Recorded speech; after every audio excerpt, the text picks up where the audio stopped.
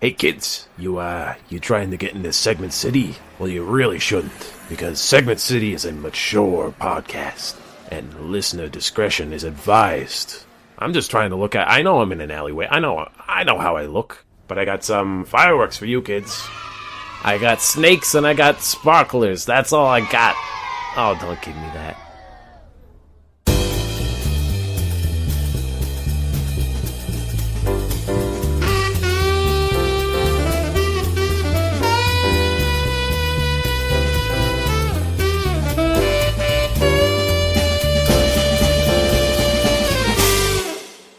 Hey, Theo,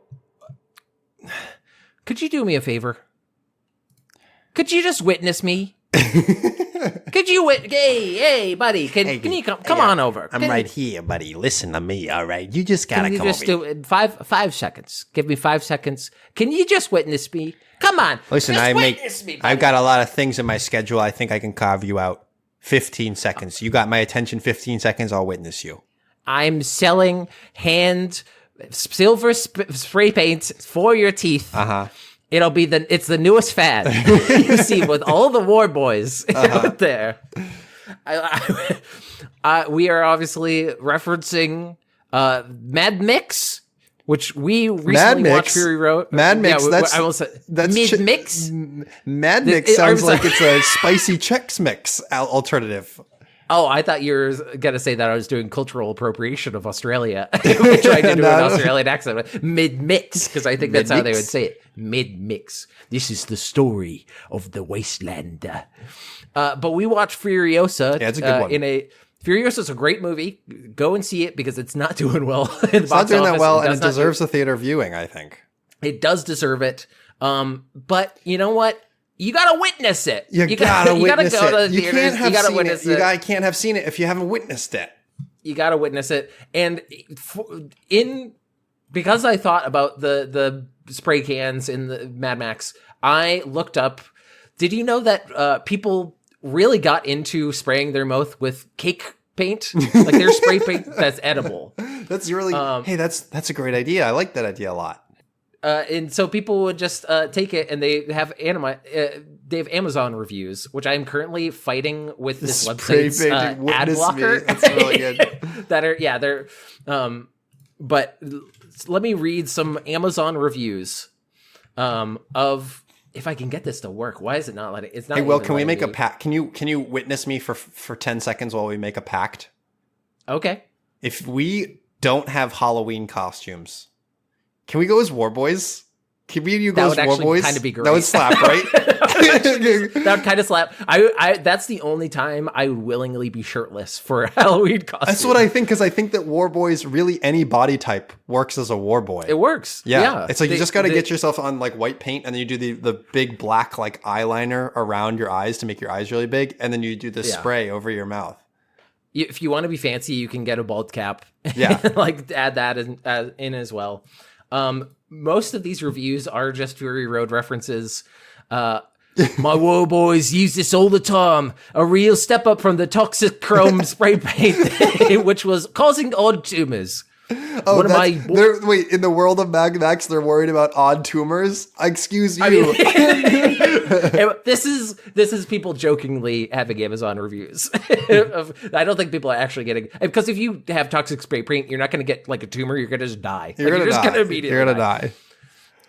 One of my war boys used this product 3 times and was not awaited in Valhalla. Buyers beware.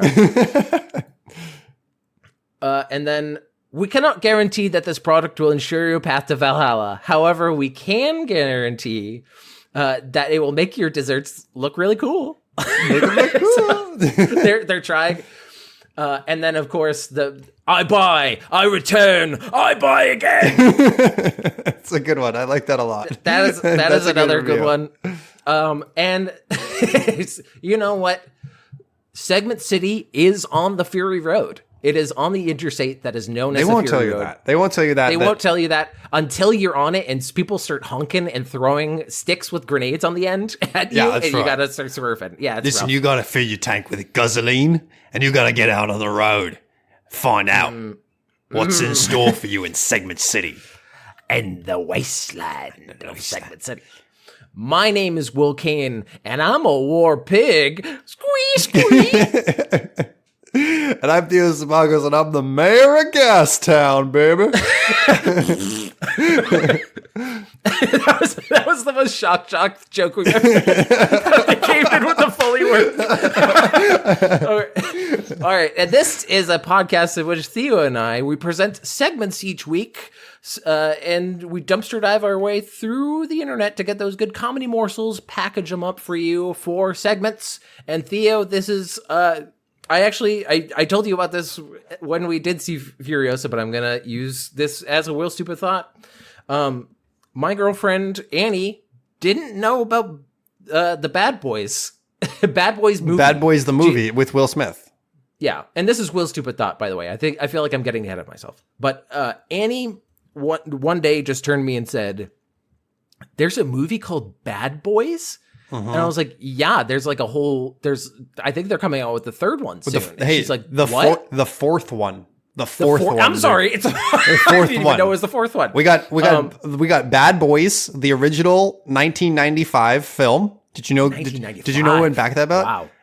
Wow. Then 8-year hiatus, Bad Boys 2 in 2003. That's a long time. Michael Bay was doing stuff, I guess. You think 8 years is a long time? 17 years later, we get Bad Boys for Life in 2020.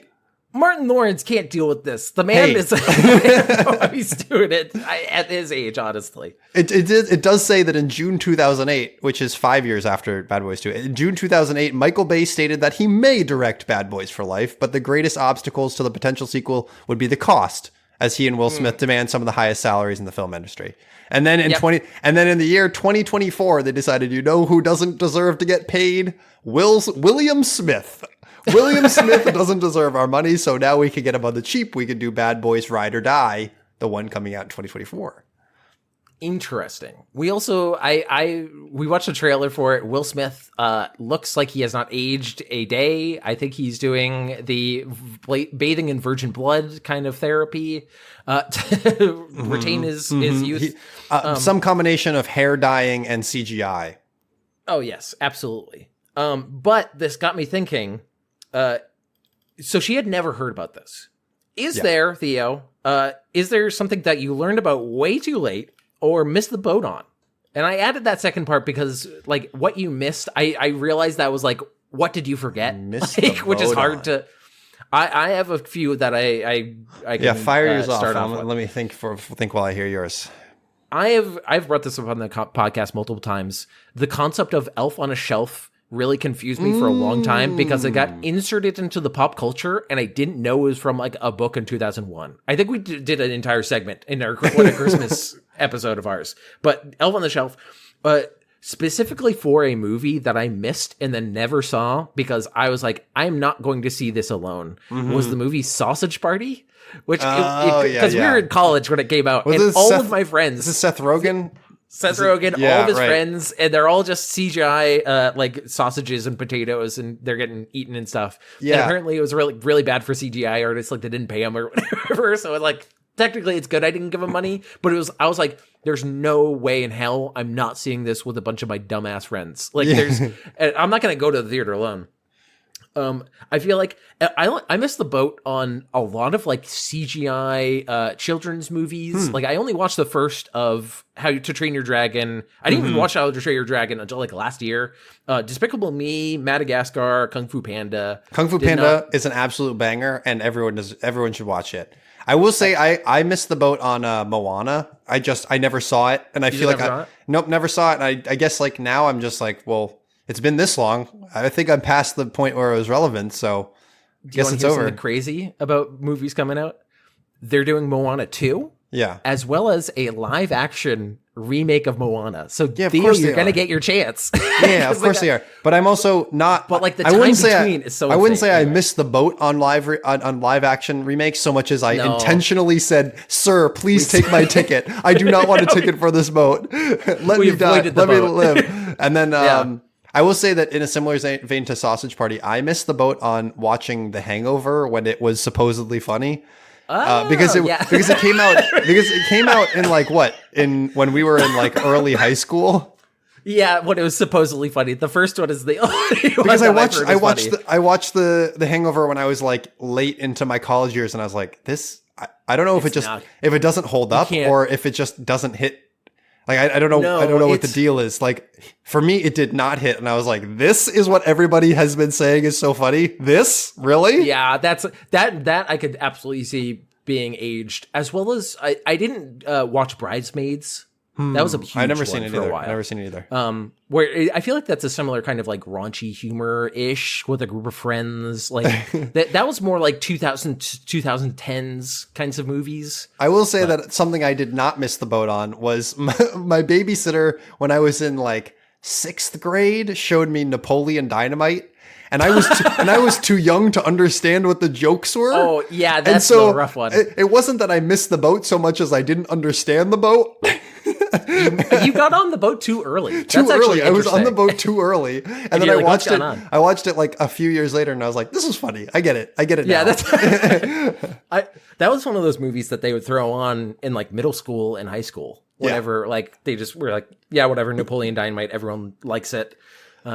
I feel like also just more on the more not even niche side, but I feel like something I could have gotten into when I was younger and I think was still coming out was like the Power Rangers, like the other series of Power Rangers. Do you remember these? Of like there was like Space Police. Yeah, there's like Samurai Power Rangers, but like people, everything has like a big fandom nowadays. Like Teenage Mutant Ninja Turtles has like a fucking subreddit and like all that shit. And I do hear that the other Power Rangers shows are like way better, but I only watched Mighty Morphin Power Rangers, which is the original. So I'm like, I guess I missed the boat, but also what am I really missing? Right.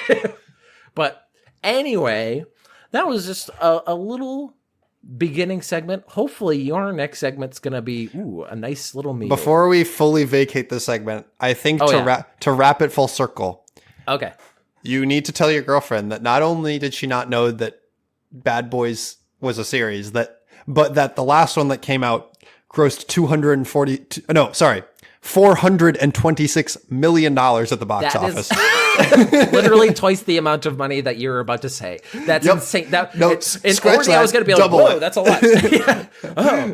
Those, weirdly do very well. It's nearly like $500 million at the worldwide box office. So, yeah, that's just some facts for you.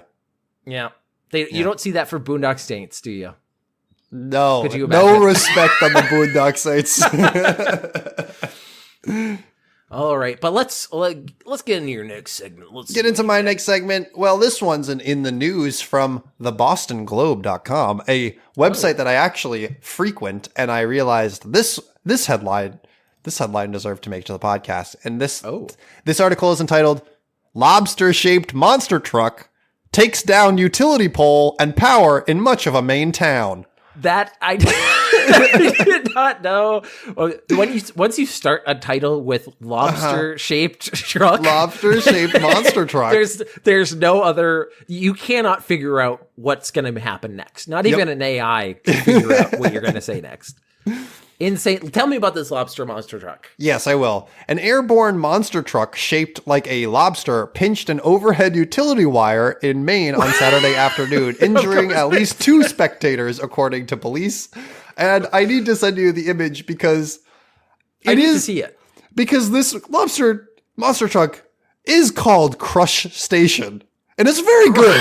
We do like that. I was going to say, what is the joke name for it? Crushstation. I also love that it pinched an overhead wire, even though it has claws, but they are in rubber bands. Yeah, they have rubber bands that says like seafood. Yeah. It is, how to describe this? It is imagine somebody took the sidings and everything off of a monster truck to the point that it was like down to the studs almost. Oh, no, Will. That's just what monster trucks are. Yeah, that's true. But this is normally I assume that there's a little bit more protection on top than the just kind of almost paper mache-esque looking crustacean that they have. It's a real lobster, by the way. I thought that was gonna it's an official Monster Jam monster truck, and I think as far as Monster Jam monster trucks go, this is a pretty kick-ass design. I think this is great. I have to say though, of course it's fucking Maine. Like That's why I was like, this is pure comedy. This is great. All right. This is like going to Vermont and riding in a monster truck shaped like a bottle of maple syrup. Like, Maple syrup, right? Insane. After snagging the wire, the truck pulled down several utility poles, including one that fell into the crowd of spectators, according to the Topsham Police Department. The incident prompted officials to cut power for much of Topsham, police said in a statement. Power was restored around 4:30, they said. In a video posted on social media and shared by News Center Maine, a monster truck with a rubber-banded lobster claws, a tail, and Crushstation painted on its side can be seen jumping off a dirt ramp before hitting the overhead wire. Oh, man. I'm imagining that is great. Well, they're like, the trajectory on the wire, it shouldn't come down on the wire because Crushstation is a sort of a sea critter, and so it's not going to get that high. Have you ever seen a lobster jump? Neither have I. Now, the problem is you are calculating it for air resistance. Crustaceans are underwater, so you should need to do water coefficient of friction on this. Yeah, this is not aerodynamic so much as hydrodynamic, maybe. And this is a key. This is a absolutely a moment of I did the math, but boy, am I bad at math. Because if you're anywhere near a power line, then why do jump? Because why even tempt fate? Why couldn't you move the jump? It's a pile of dirt. Next, we're gonna have the Blue Angels, and they're going through a bunch of wind turbines. Like, what are we doing? Why risk it? We're going to do an air show, but we're going to be having them swoop down into a bunch of cranes. I thought you were going to say they're going to go down and it's shark infested water and those sharks are coming up. They're jumping out of there. I do have to ask before we get further into us, because we are goofing and gaffing, but did people actually get seriously hurt from this? Here's the article. One attendee was injured and transported to Maine Medical Center after being struck by a falling utility pole, and a second was transported to Mid-Coast Hospital in Brunswick, Maine, according to police, who did not release details about the victims. Several others were treated by the Brunswick Fire Department for minor injuries. The truck's driver was not injured, police say. That is the point of a monster truck. So, you know what? Makes sense. No, you're not supposed to get injured if you're in a monster truck. That's the point. Yeah. You're supposed to injure everybody else. You're supposed to be able to drive over everyone's car and get out of traffic easily. That's the point of a monster truck. Exactly. Get out of traffic by crushing the competition. By crushing the competition in your giant Crushstation. Yeah, exactly. Have you learned nothing from the movies? Come on. This is a fucking disaster on every front. I gotta say, for a monster truck rally, not imagine a great time. being a good Maine citizen and you're like, my whole life is lobsters. I was born a lobster. My father was a lobster. My mother harvested lobsters. Somehow they fell in love. And now all I want to do with my Saturday is go down and see a big lobster jump over a big ramp. That's all I want. Well, I just got back from my fishing trip. I was just out for 3 months, and I was catching all those lobsters. But you know what? I got to see one big lobster. I got tickets. I reserved them a year ago. Oh, what's that coming towards me? A big utility pole. Uh-oh. Oh, gee, see? Ouch. Still worth it, I'd say. Still worth it. That's a lot of claw meat. You folks are from around here, huh? That's just what Crushstation does. That's what Crushstation does. That's a normal Saturday for a Crushstation. I wouldn't go to that cabin if I was you. That is apparently how Maine accents are. Like, that's people. Whenever people do like impressions of Maine accents, I'm like, oh, you're just gonna do like my talking voice, And they're like, how's it going there? Like, that's lobster. Lobster. Welcome to Maine. But that's my in the news article. Short but sweet. Just some Maynard news. I gotta say, Theo, that is the perfect transition into my segment, because this also has to do with crustaceans, my friend. Because how is that possible? This is some food news, not from the takeout though. This is from Slate. Slate, all right. Is an article from May 2024 by Luke Winkie. Luke Winkie is a kind of Luke funny Winkie. Luke Winkie's on the scene. Don't worry. He's got the scoop. Winkie is one of those names that I think I could get used to, but I would laugh for the first few times I worked with the guy. Anyway, The title of the article is Tales from the Trenches of Red Lobster's Endless Shrimp. Oh, God. We are going to get into some the endless world of endless shrimp. They also have a graphic on this, which is hilarious, where they just took a picture of a red lobster and then they just did a like gif of like pop, pop, pop, pop, pop, and covered up. Covered it up. It was just funny.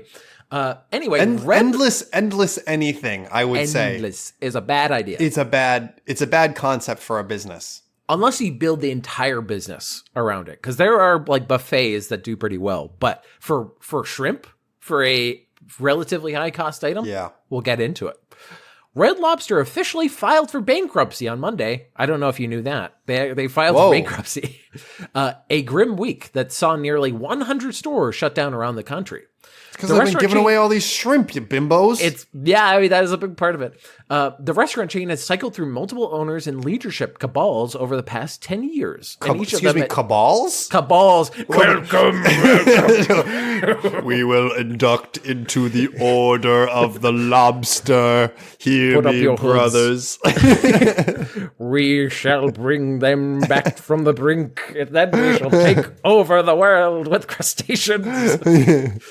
I was doing physical comedy for the It was good. I appreciated it. I did a little Beavis and Butthead, put my shirt over my head. Anyway, but to no avail. One of these rescue plans was the restaurant's now infamous Endless Shrimp promotion, in which, for $20, which I'm going to say is fairly low, especially compared to we were referencing Furiosa at the beginning of this. We paid more to see that movie than Endless Shrimp. Endless. And we didn't even get Endless Shrimp. We didn't get a single movie. We didn't get Endless Movie. We didn't get $20 for Endless Movie. Should we go in and they go, thank you for your order. Here's your single shrimp. You just hand up a blue shrimp to you. One shrimp. Yes, there you go. They give you a quick smooch on the forehead and they say, enjoy your movie. So you can order an unlimited supply of fried shrimp, shrimp scampi, or street corn shrimp to their table. This is street shrimp. Welcome to street shrimp. Hard knocks. Street corn shrimp sounds like you just got street corn and stapled shrimp to it.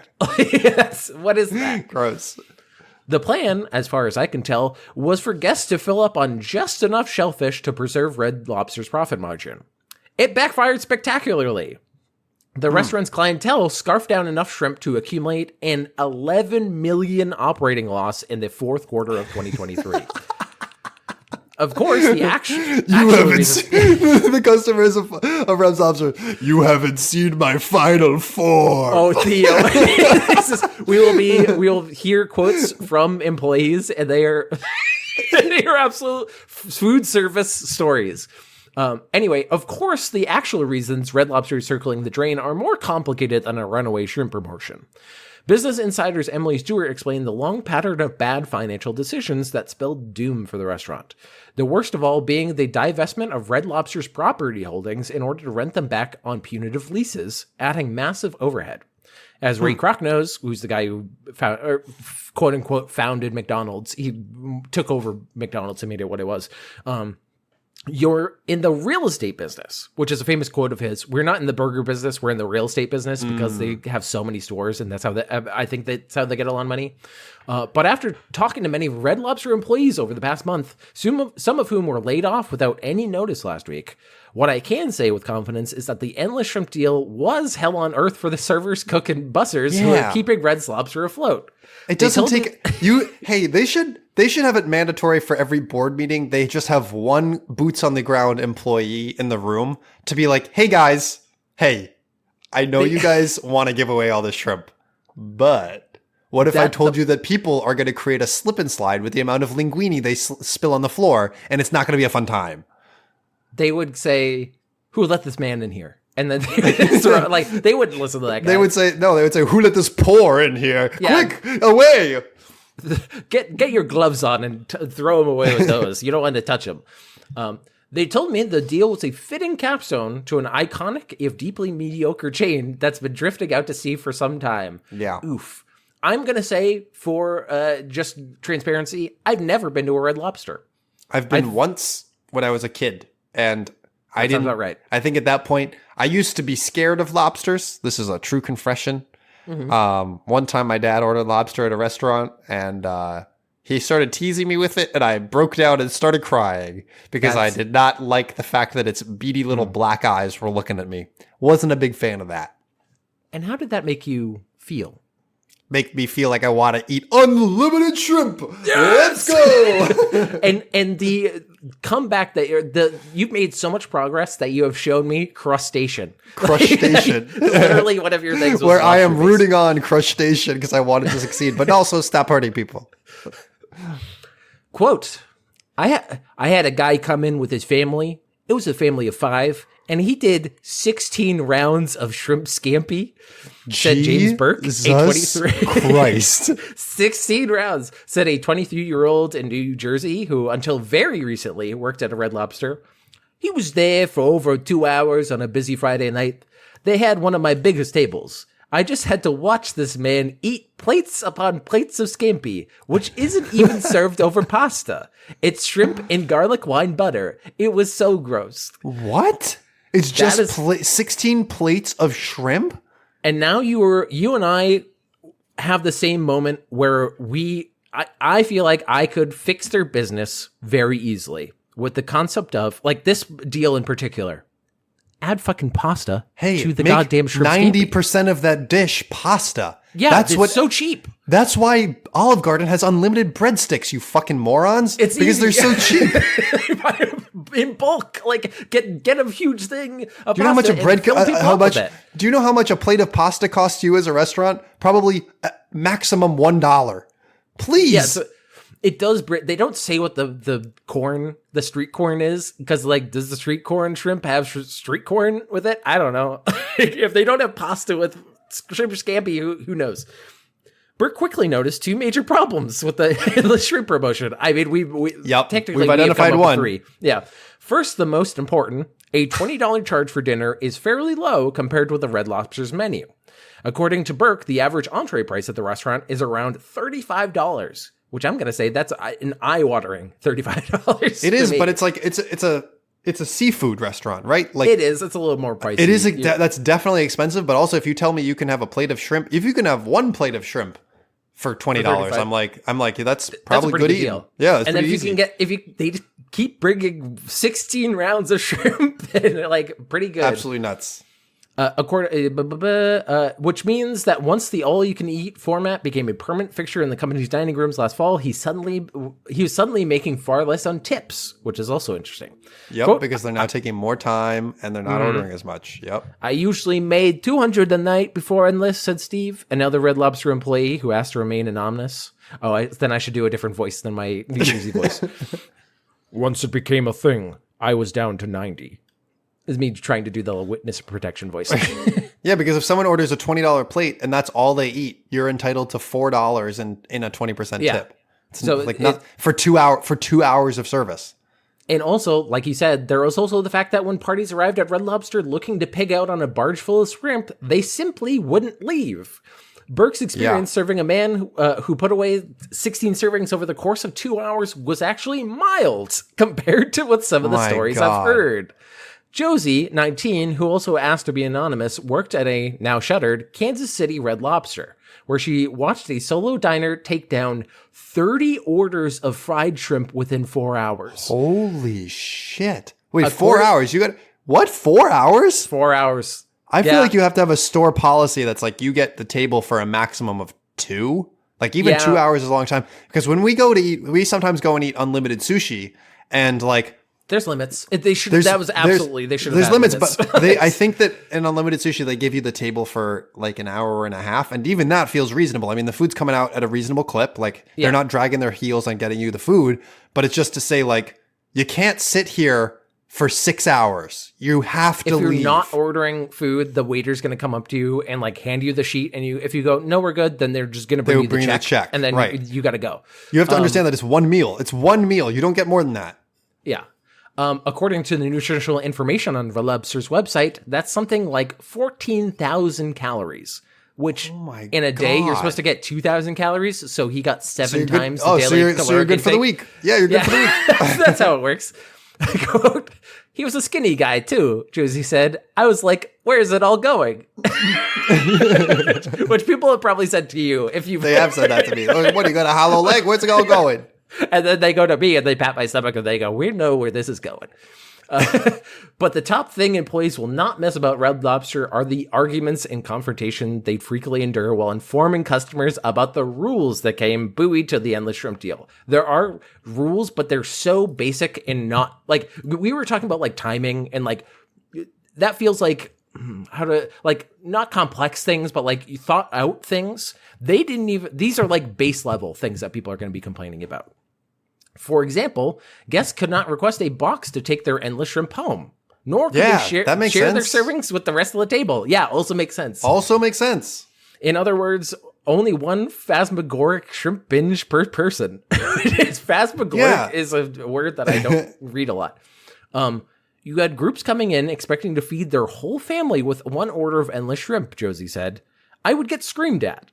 She already had her share of Cheddar Bay biscuit battle stories, but the shrimp was something else. Quote, it tops any customer service experience I've had. Some people were just some people are just a different type of stupid, and they all wander into Red Lobster, which is That's a great quote. That's really good. That is food service employee to a T. That's really good. Wonderful. Because I've worked food service, that is absolutely it all is walk into Five Guys. It's all different words. Steve told me that he's, quote, never been more disrespected in my life than by the endless shrimp patrons. Quote, unbelievable. My manager got spat in the face, he added. My Steve God. also noticed a subtle shift in the makeup of Red Lobster's dining room, as the older folks who dressed up and looked nice for a meal at the restaurant were edged out by a younger, rowdier crowd. But none of this is Josie's or Burke's problem anymore. Both of them worked Mother's Day, one of the biggest days of the sit-down restaurant calendar, and woke up the next morning to learn that the Red Lobster had been padlocked for good. Quote, the next day? Yep, they made us work Mother's Day to get that quick buck, then they closed us, Burke said. Wild. Some 500 locations will remain open for now during the bankruptcy process, but their future is uncertain. This is bad news for Michael Durant, a 23-year-old who told me he is very broke and recently relied on a night with Red Lobster's endless shrimp to sustain him while his account balance looked bleak. Durant agreed. If you go and take advantage of this system and are respectful and leave within a reasonable amount of time and tip your server fairly and this is all fine because fuck corporate. Like as long as you're treating the employees well, you're doing okay, right? Like that's okay by my book. Not to go too much into a tangent of a conversation we had before this, but we were talking about MoviePass because there was a MoviePass documentary that came out, and this feels a lot like what we were talking about with MoviePass, where it was too good of a deal. Where they jacked up the deal too much. And then like it was too good of a deal, and then we personally got out MoviePass when it started getting annoying. One of the quotes from the executives that they show during the MoviePass documentary is, we wanted to give people a deal that they couldn't believe we could afford to give them. And I'm like, if you're saying that, because you couldn't afford it. You really couldn't. And they couldn't either. But go, like, we took advantage of MoviePass. So we're not like, we profited, but it is like, I feel bad for the employees, but it's also like, that's just how corporate America works, I guess. Like it sucks. It just sucks. Like, I'm sorry to them. Durant agreed to speak to me to satisfy my curiosity about the other side of this equation, the people who ate all that damn shrimp. Durant said that he spent between 3 and 4 hours in the dining room, downing 83 shrimp in total, and took at least one nap at the table. No, see, that's crossing the line, dude. Sorry, dude. It's crossing the line. And you had me, but then you lost me. Quote, I am bummed that Red Lobster is going away, Durant said, but I get it. That's not really anything on the menu worth getting other than the endless shrimp. I'm a bum that was at Red Lobster and is now going away, but I get it. And the only deal that's good is the endless shrimp, so peace. So peace. Off to my next grift. It's like if he got off of MoviePass and was like, never going to movies ever again. Bye. There's no good movies that I was You think that if you were handed a pass and you watched unlimited movies for that long, you'd be like, no more movies. No more movies, please. No more. I think I would reach a place where I'd be like, no more shrimp, please, no more Absolutely. shrimp. I would, especially if it's just like only shrimp, like they were saying. I could do that because have you ever had a food stuff that you started eating and then you're like, oh, I can't just eat this. Because I've had banana pudding. Banana pudding. Really? I love banana pudding, but I have to eat something else. Yeah. I bought a bunch of chicken wings one time and cooked them up, and Annie didn't want any, so it was just a bunch of giant wings. And like halfway through, I was like, fuck. Like, I was like, you know what? Sometimes if you just have too much chicken, it starts to like taste different almost. Of like weird. Your body starts being like, hey, stop that. Yeah, Like, that's don't do that. enough. Your body wants something else. Yeah. But anyway, hopefully your next segment will fill us up as much as an endless shrimp deal. Oh, it will, because we're moving on to more food news, but not from the takeout.com. We have 3 news that I sourced from PR Newswire, which is always fun because it's straight from the horse's mouth. Yeah, speaking which of is fuck great. corporate. I have 3 news stories. This first one is just the headline shock of Z Grills announces unprecedented buy one get 10 grills free promotion, unlocking a lifetime of easier grilling. Time out. What does that mean? You buy one grill, you get 10 more? I wouldn't want that though. What am I gonna do with 10 extra grills? I just love the concept. You want one grill? Here's another 10. Good luck again. Because here's the thing. Buy one, get one free for a grill. That's a kind of good deal if you have multiple properties, I guess. Yeah. 10 grills feels like they're overproduced by a massive amount. And then they're like, how do we get rid of them? We can't even I give don't them have away. 10 people in my life that I'm like, if I had a free grill, I could reach out to them and maybe they'd want them. I don't have those people in my life. I don't know who this is for. I need to hear more. Okay, so even here's if how it's the just deal like the works. basics of it. Yeah. Buy your first premium pellet grill. Choose from a selection of top-of-the-line Z grill models, and all known for their advanced features, precision temperature control, and spacious cooking areas. Sure. Step 2, get a brand new grill free every 5 years. Starting from the 5th year of your initial purchase, Z Grills will send you a brand new feature-rich grill. This continues every 5 years for a total of 50 grills over 10 years. No, 10 grills over 50 years, which does sound like a mortgage, but no, it's just more grills over 50 years. This is a great segue from the endless shrimp of what's the benefit, gang? What's the what are you hoping for? What's the because like you pay one price, right? This isn't a subscription to grill. No, it's literally it's just one. They just give one time.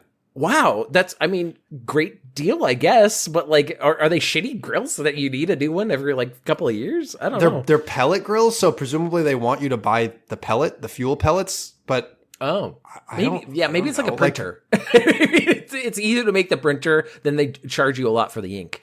Maybe it's now I'm really confused because I clicked on their website and this one says flagship model 700D4E Wi-Fi stainless steel grill. No, I don't know what that means. I think it's for people who are lazy but want to grill, so that they're like hanging on the couch. It's like, honey, are you supposed to be grilling burgers and stuff? And they're like, I got it covered. And then they get a notification of like, your burgers are on fire. And he's like, oh fuck, oh shit. I don't know what. See, I almost don't want to look more into this because I'm like the idea of adding we have a chip shortage.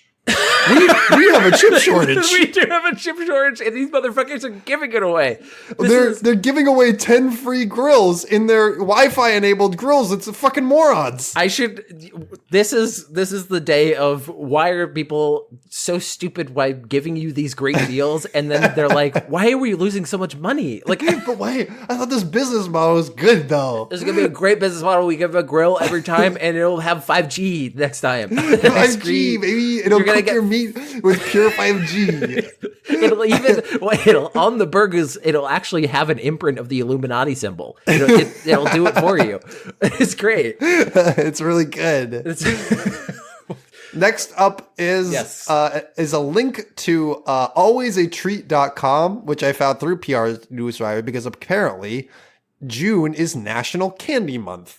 And Really? And alwaysatreat.com is basically just pure propaganda for candy. And I didn't know we needed it. Yeah, It's kind of wild. Every month is candy month to me. I know. So I want to take you through some of the wild statements that are on this website. So they have some stats. Isn't it also Men's Mental Health Awareness Month or something like that? Hey, like that? don't worry. It's also Pride Month. It's so also don't Pride worry Month, about it. Don't worry about it, Will. It's National Candy Month. It's all about the candy. They're just people throwing Skittles at Pride just at people's faces. Here are some of the facts and factoids they have on this website. Summer is a great time to enjoy treats with friends and family. Learn more about some favorites, and there's a click through. Storing your treats. There are special ways to store treats to ensure that sweetness continues throughout National Candy Month. Just click through to learn more. Here's your first stat. 86% of Americans say it's perfectly fine to treat with chocolate and candy. See, I'm no doctor, but my hope is that you'd sample. If they're playing Family Feud and you say 86% of respondents say that it's okay, yeah, those 86% of people probably like candy. They're not doctors, they're not health experts. Idiots. They're absolutely they surveyed Americans. Who are like, oh yeah, you know what? If I say that it's bad for you, then that would reflect poorly on me. So pretty good for you, I guess. Here's another one. 86% of people going on a road trip will bring along chocolate and candy. 82% of Americans will enjoy chocolate and candy on a family visit, which means that 18% of people are like, my family's around, get that candy the fuck away from me. I don't want it. I want none of it. And then the rest of the 80% of people are like, listen, I got to drown my sorrows after meeting my family. Give me those chocolates. 68% of beachgoers plan to bring chocolate and candy with them, which I don't think of the beach as a candy and chocolate kind of place, because chocolate is going to melt and candy might get like gummy candy or like it might get sand on it. I don't want that. Yeah, that's not a good candy place, I'm going to say. It's not a great one. They have a couple of subheadings here. One of them is called Unwrap the Facts, which does sound like a right-wing conspiracy theory for candies. Nestle has some secrets, man. You don't put money into the history of Nestle. But it is just a list of ingredients that they have facts about, like aspartame and high fructose corn syrup. Here's the one for high fructose corn syrup. High fructose corn syrup comes from cornstarch, which is very similar in composition, taste, and sweetness to table sugar. Table sugar is called sucrose, which is a combination of two basic sugars, glucose and fructose. High fructose corn syrup is used in many products such as yogurts, baked good, canned good, and packaging foods. Candies, beverages, and other sweetened foods, not only as a sweetener, but for a variety of other functions described below. And then they have, is high fructose corn syrup safe? Confectionery companies consider the safety and quality of their products as the utmost priority. That means nothing. All ingredients used in candies must exceed or meet the U.S. government standards established by the U.S. Food and Drug Administration. The FDA has recognized high fructose corn syrup as safe in part because of its similarity to table sugar. So, they have these ingredients, but they don't tell you anything negative about them. Also, they have red 3 dye on here. They conveniently omit red 40, which everyone knows is the real bad one. That's the real bad one that everyone knows. But they don't have any. Hey, they don't unwrap the facts. They don't unwrap the facts on red 40. They don't unwrap the facts. PR Newswire, you say? PR news. PR. So, it would be amazing though if they're like, is high fructose corn syrup good for you, or like okay for you to consume? No. What if they just like, no, don't do it. They also have a section on this website for Halloween because this is just all about promoting candy. Yeah. And some more stats. 93% of Americans say they will share chocolate or candy with friends or family for Halloween. Which means 7% of people are like, absolutely not. We're Scrooges Never for Halloween. In a million years. Wow. They also say 98% of Americans who welcome trick-or-treaters will hand out chocolate and candy, which means 2% of them are like, welcome to my home. Candy, never heard of it. Yeah, you're some dental floss nerd. Nerd. And then they give you a wedgie, they kick you off their porch.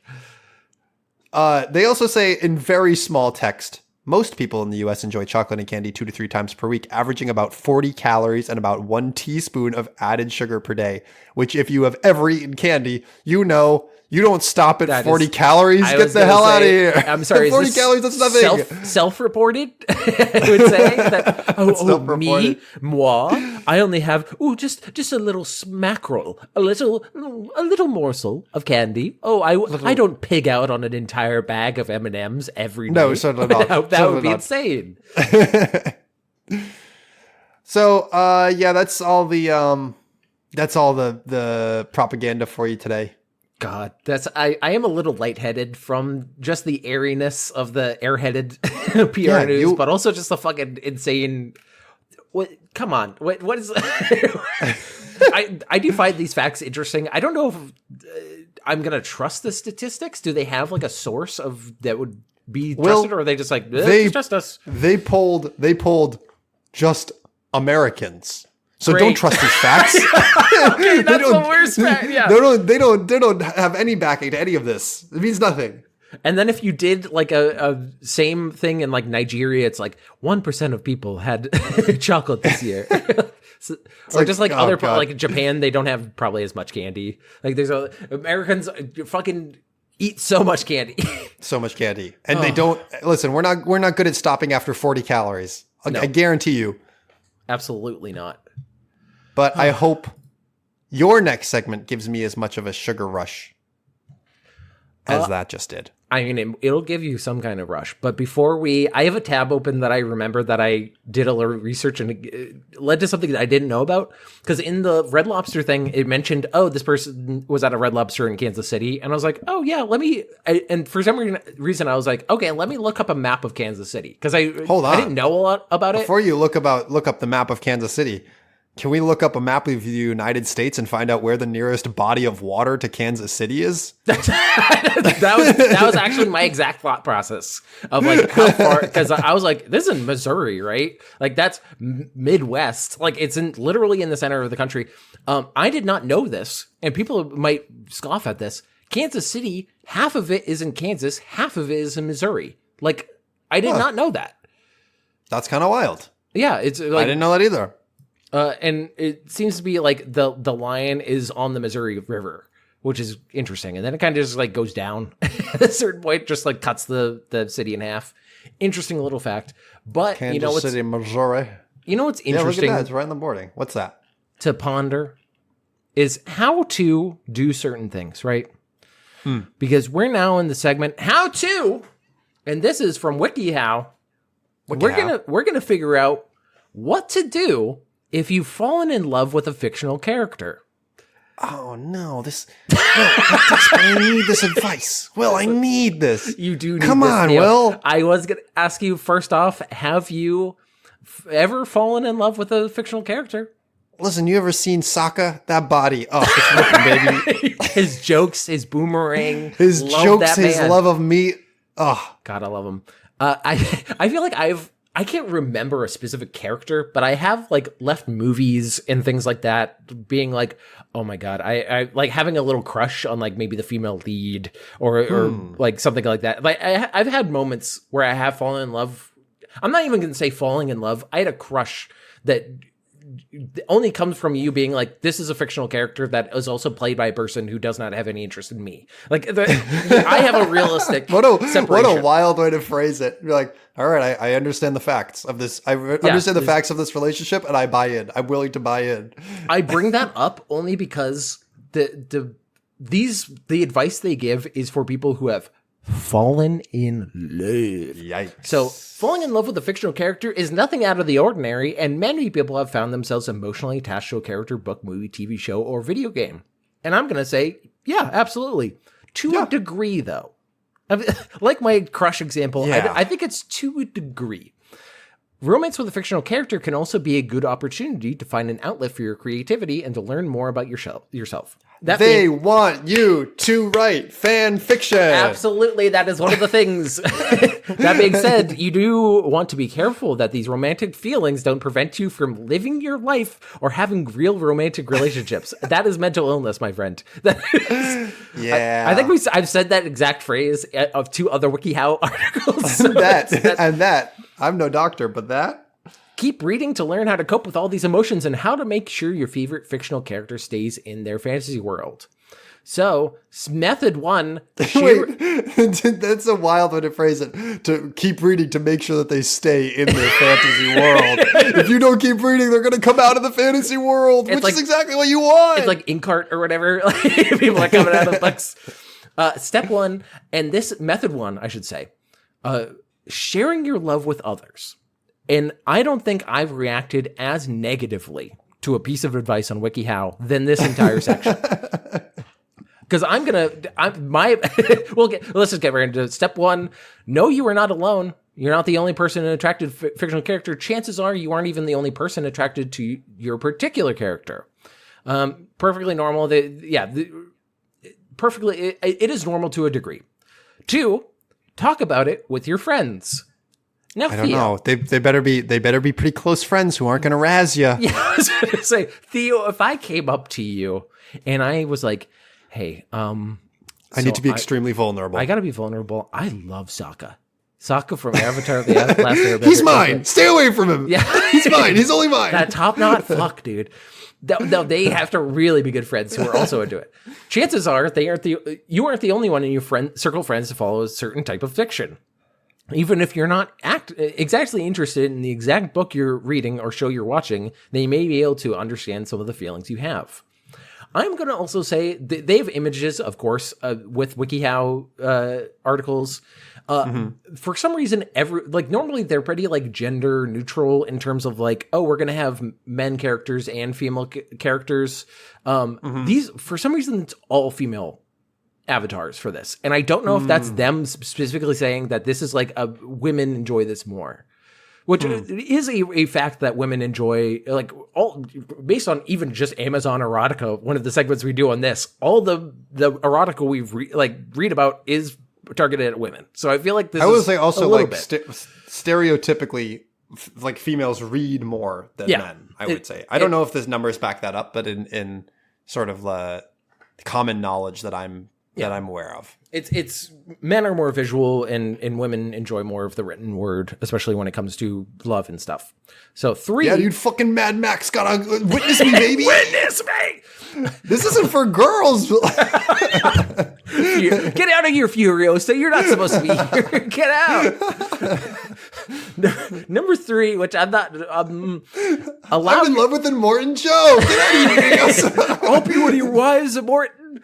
I love that wheezy, white-haired motherfucker. I love those beady eyes. I love them. Number 3, allow yourself to fantasize about your fictional love. Now, maybe not in class, though. Yeah, that's it. Fantasy, creating a fictitious world around your romance, is a normal reaction to love that has its limits. In this case, the limit is that your object of your affection does not exist.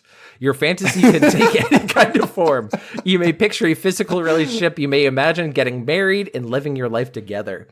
If you are actively thinking about your marriage to Sokka, like the whole wedding, what roses we would get, like things like that, I think that is not okay. I think you're maybe a little too far. We've probably gone too far.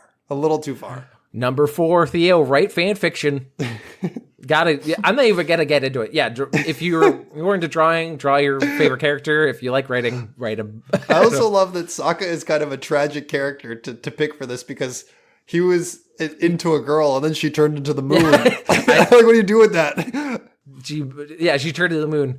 That's rough, man. That's rough, man. That's rough, man. They do say something in the fan fiction part that I do think is funny. Let your imagination run wild. If you're in love with this character, think about what it is that they would do to attract you and depict them doing more of it. Or include yourself and create a world where the two of you can be together. And that's, I think that's maybe a bridge too far for me personally. And Step 1, cause the environmental collapse that will trigger Immortan Joe to rise. So there I we can go. be with him forever. Yeah, let's really Step get 1, cosplay. Yeah, really. Biker games. Right. Really invest in OPEC so that we can really speed this up. Now, number 5, I'm going to say that this is heavily optional. Share your work with others. Which You've already talked to your friends, and maybe others besides your friends don't need to know. If you You could obviously post anonymously. Nobody's gonna. There's so many fan fictions out there. There's like, I'm not gonna try to legislate that. But if you do all of these things, then you are a psycho. Like, you are the person who had Edward on your wall, and then or like, I've read Twilight the third time today, and it's beautiful every single time. Method 2, I'm more in favor of this: breaking the spell. You got to get out of this romance. Yeah. Number 1, figure out if this love is hurting your life. Daydreaming or fantasizing is fine, but your fantasy should not take over your life. And this is where I'm wondering what this author means. Right. How we far need to put some metrics, Yeah, metrics around, measure myself against this. Because like everything I think of like doing is what they laid out already, of like, maybe talk to people about it, write some fan fiction. How is it? It's not like an addiction. It's not like cocaine or like heroin where you're like, I got to get a fix and I'm not coming into work because I don't like, I'm high or whatever. If you find yourself wanting to get out of social situations or avoiding real relationships because of this fictional character, then it's possible that this connection is turning into something a bit more unhealthy. Yeah, just a little bit more. The body pillow industry in shambles right now. Number 2, remember that the character isn't real. That's just like the same point. We've made it this far. We need to check back in. Hey, keep your eye on the prize. The character isn't real. All right. They say make sure that is clear in your mind. If you need to, remind yourself of this fact multiple times throughout the day. Sokka isn't real. Sokka isn't real. Isn't real. He can't love me. He could never love me. He loves the moon. And they also say, look at your character's flaws or negative aspects. If they don't have any, that itself is a flaw. No one is perfect. He just loves meat so much. and make sure, like, don't sabotage real relationships, basically, like by wanting them to be this perfect person. Number 3, basically, that to a T, recognize stereotyping in the characters, especially in visual fiction. Many characters are portrayed stereotypes of people. A good way to get over your characters, remember that they are just a representation of reality. Real people aren't necessarily perfect, romantic, witty, or uncomplicated as your fictional character. Yeah, just go out and meet real people and realize that everyone sucks and that the world sucks. And that'll really solve it for you. That won't make you dissociate and want to just sort of retreat into your shell more. Yeah, you don't want to get... You'll go onto the train and then a big fat guy's going to fart next to you and you're going to realize how bad you're going to realize that actually is. Maybe anime is better. Yeah. Number 4, and this is really addiction language, cut yourself off from the fictional character. Don't read books, watch shows or movies, or do anything involving that character. This also means avoiding websites that talk about this fictional world. No subreddits, basically. This is good advice for ending relationships with real people, too. If you want to start thinking about and caring about someone, cut them out of your life. This will give you room to grow and start to live your life without them. Method 3, dealing with the loss of a character. Now, Theo, I don't think have you ever had a character that you've actively cried after they died in a book? This is a very vulnerable question. I just asked you on a public podcast. But. In a book, I cried when I played the Walking Dead game. Yeah. And when the main character, is it Lee dies, that was a big moment. I think I've cried to a book. I actually cried to a book kind of recently, but it was more misty-eyed than like... Where you're blinking, doing a lot of blinking? And it wasn't like a romantic, she's the character. It was like, she's such a good person that the world didn't deserve her kind of... I felt sad about that. Like, I was like... Right. Number 1, remember that it's okay to grieve. You have to let this character become part of your life, especially if they have appeared in something you have read or watched for a long time. It's natural to feel a sense of loss. For teenagers and young adults who have not yet experienced death, fictional worlds can be a good entrance to thinking about and discussing the issue. Teenagers and young adults? That's for like elementary school kids, right? Like that's you get like wild. You like there's like stories about that for like children of like this is what death is. Anyway. Yeah, if you've made it into young adulthood, yeah. 2, vent your feelings. If your favorite character has been killed off or written out of the fictional world, you might feel a bit angry. Let others know about it and let those feelings out through a nice long rant. Listen, Mom, you don't understand me, Mom. This is all I've ever wanted. I gotta say, people will do this even without your consent. Like, people will start doing that rant no matter what. And it just reminds me of there's a Simpsons quote of like, "Oh, what's wrong, honey? Is one of your fictional characters having a hard time?" Like it was one of your characters for your book having a hard time. Like it was like towards Lisa, and I'm like, that is a burn. That is a burn. I have said that to Annie jokingly at least once, and she did give me a glare. She was that was true. Too real. Number 3, find ways to remember your character. Get a fucking gravestone. Little shrine. Yeah. Get an urn and fill it with ashes. An urn. Whose ashes are these? Just random ones. They just go through and they're like, there are bone fragments in this. Where did you get these ashes? Anyway, reflect on what made them so important to the story and what made you fall for them. Talk to friends or others about the character, why their potential death is so frustrating, and what you liked most about them. They say reread or rewatch parts of the book or show where your fictional love appears. The great thing about fictional worlds like this is that you can always go back, which is true. Yeah. Number 4, keep reading or watching. Which I'm not gonna. You know Never what? give up. Feels Never give in. contradictory. Yeah. A good work of fiction will deal with what follows after a character's death. Even after they're gone, stick to the show or book so they can see other characters' reactions. This can help you accept what happens. Alternatively, take a break if you've become too emotional. Yeah. So they're basically saying, keep going steady or cut yourself off. Yeah, basically. And then 5, remember that all good things must come to an end. The difficult thing about fictional characters is that the story does end at some point. And the end, Unless you're really into Law and Order SVU, in which case, go buck wild. There's no end. You can just keep going like forever and ever. My brother, 100 years. My brother loves Law and Order SVU. He has like 3 shows that he really loves. This is my oldest brother. It's not the one that you. Well, I think you've interacted with him, but he told me they're on season like 49 or something of Law and Order. Infinite like, TV. Holy shit. And each season has like 20 or 25 episodes. And there's like so much TV. There's spin-offs because like the 2 main detectives, one of them went off and did it. And I'm like, Jesus, what a consistent paycheck for those actors though. Like good for them. It's crazy. Anyway, so even if your character didn't die, the book or show will eventually end. And now we get into the community Q&A, which there's only a few, and they do make me kind of laugh. What is fictiophilia, which is, I think, just the official name for what this is, for fictional characters. Can you marry a fictional character? You can have this is the funniest response. Listen, in Texas, you can marry anything, whether it moves or not. I married my gun, and it's, you know what? It's a same-sex marriage, too. He's a guy. Whoa. Progressive. I'm a progressive. Happy for you, boys. So, you can have a fictional marriage with a fictional character. That I feel like it's so backhanded. Like you could pretend. You can pretend. For example, there is a website called Marry Your Fictional Character Online, which provides a space where you can virtually marry your fictional character and get a marriage certificate. I think I have a problem with this. I think I have a problem with this notion of this artificial construct, and you're like, it's time for me to perform perform this ritual for me, myself, and Sokka. Sokka and I have actually been talking, and we're ready for the next step. We've written our own vows.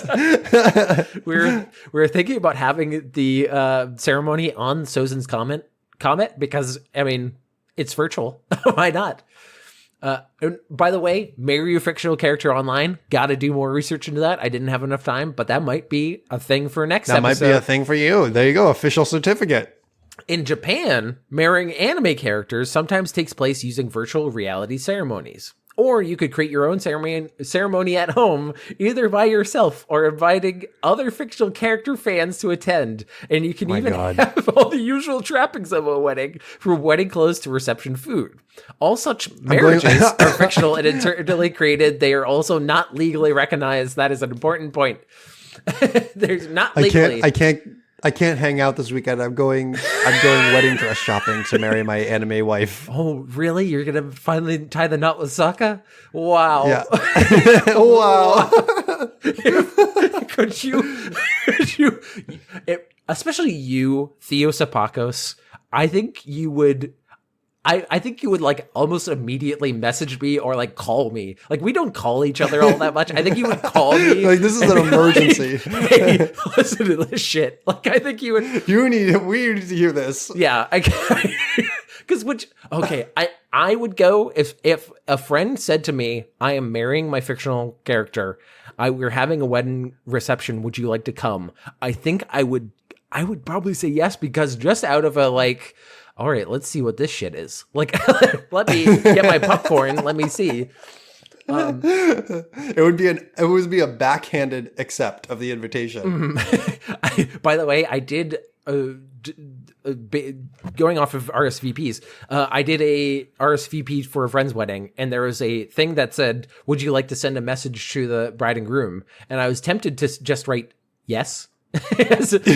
Yeah. But that would. I want to send a message. Yes, I would like to send a message, but I don't think it would like work in context. So I was like, "Hey, Annie, I'll save it for the part of the wedding where everyone gets to say one mean thing. That's what I'll save it for." That's all say one mean thing to me. It's a part of every marriage ceremony.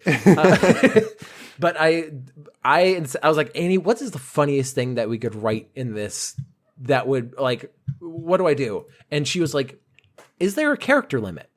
And I was like, and it said like short response in the HTML. And I was like, maybe it will, maybe it won't have a limit.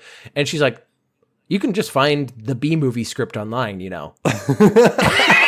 So there was no character limit. I know because I pasted the entire B-movie script into the notes of the group.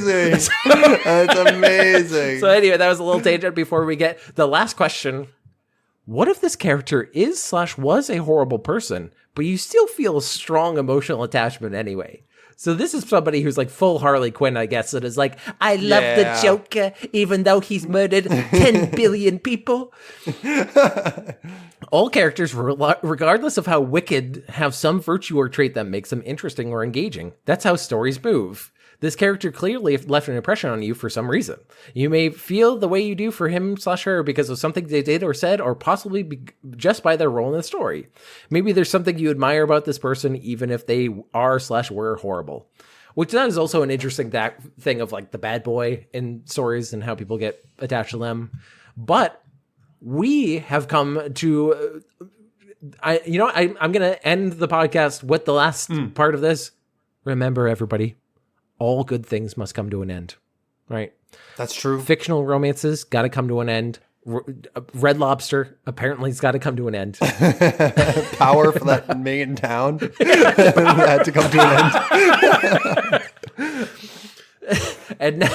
And now we have come to the end of the podcast. So thank you, everybody, for listening. Remember, if you have any segments that you want to send to us, send it to segmentcitypodcast@gmail.com. Hit up our YouTube, where we have full episodes. And leave us ratings, leave us star reviews. We love to see them on your podcast network of choice, iTunes, Spotify, Stitcher, any of those. And we have a big thank you to give to somebody in particular. That's to Rachel Robinson. She does our intro music, and she has sweet tracks that you can find around the net, dudes. Go check them out. Yeah. Cowabunga. Kind of going off, our good friend Rachel, she does beautiful piano music. One of the articles I thought about doing, because the title's very tantalizing, and I read most of the article, I'm like, oh, okay, I actually understand that more, because it's the title that I was going to do is Inside the Secretly Lucrative World of Solo Piano Music, which... Yeah, that was what I said. I was like, what does that mean? Like, and I started thinking of like, are people just doing like private shows? Like, is that what they're, because like in the age of streaming, but apparently it was because basically because of the age of streaming, they had to like make their own niche almost. And so like they had a radio network, and also it's used a lot for like dentists. And like it's like ambience music, like so they get billions of plays just based on that. Wow, interesting. Anyway, that was because Rachel does piano music. That was a little thing, and some say, she drives a monster truck that's called Crushstation. You better watch out on the roads. Utah power stations better watch out. All those power lines. Put on notice. Yeah, put on notice. But now, this has been a very food-based episode. I think it's fitting to end on iwaspoisoned.com. Let's see. We've eaten it all up. Now it's time to bring it back up the chute. Don't say that.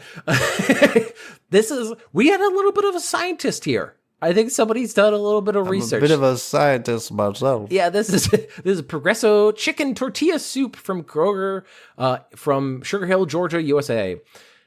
Every time I've eaten Progresso chicken tortilla soup, I've become sick, severe stomach ache, nausea, diarrhea, headaches, and general overall weakness. Every time, apparently, this has happened. Maybe stop. Soup was from both Amazon and the local Kroger I mentioned above. It took me several cans to realize it was the source of my illness. Hey, maybe stop. You do not have a good control, my friend. No, you better stop. You just don't. I love that they were like, hey, so I was like vomiting and shitting violently after that tortilla soup. Maybe I should try it again. Also, maybe second time's the charm. When you say that it took you a couple of tries to figure it out, who has canned tortilla soup as part of a meal? Like, who's like, in my spread, I've got so many items. I've got this charcuterie board. I've got this delicate cheesecake. And I have a bowl of Progresso tortilla soup. One of these items will destroy my bowels. I don't know which one it will be. I also love when people do screenshots, and this is somebody's phone where they turn the volume down and it still has the volume on the side. That's good. And this is, I guess, from Kroger. They're ordering, apparently it's like $3 a can or $3 a little pallet. I don't know. And they bought 6 of them. So like they're buying a lot of soup. They like their soup, they're doing a lot of science, I guess. Soup science. They're doing a lot of science. They're figuring out what's giving them diarrhea based on every soup can. They're doing a lot of research. They got the numbers. They got the Excel sheets. But you know what? You got to cross off. You got to close out those Excel sheets eventually. Like we're going to close out. They got the Excel shits. Boom. You know, we don't have to say anymore. That's it. We're done.